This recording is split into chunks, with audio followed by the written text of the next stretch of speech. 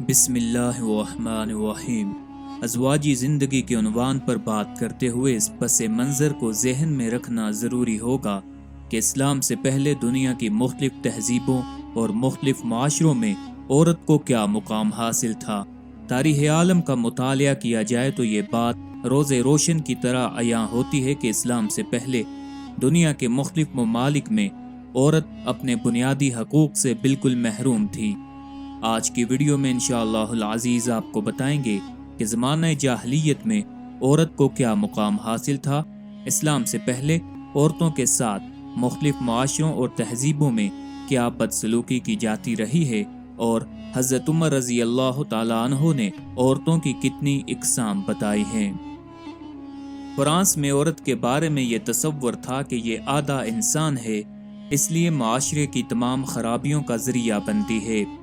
چین میں عورت کے بارے میں یہ تصور تھا کہ اس میں شیطانی روح ہوتی ہے، لہٰذا یہ برائیوں کی طرف انسان کو دعوت دیتی ہے۔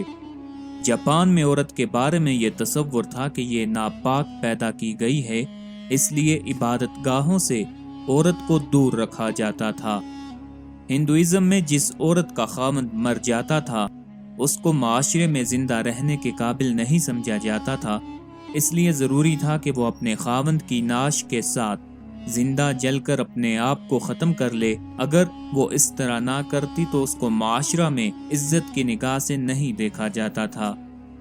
اگر کسی عورت کا خاوند فوت ہو جاتا تو مکہ مکرمہ سے باہر ایک کالی کوٹری میں اس عورت کو 2 سال کے لیے رکھا جاتا تھا۔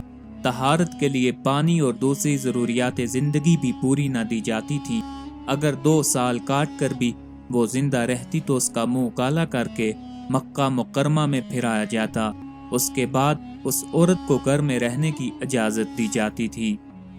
ایسے ماحول میں جبکہ چاروں طرف عورت کے حقوق کو پامال کیا جا رہا تھا، اللہ تعالیٰ نے اپنے پیارے نبی صلی اللہ علیہ وسلم کو اسلام کی نعمت دے کر بھیجا۔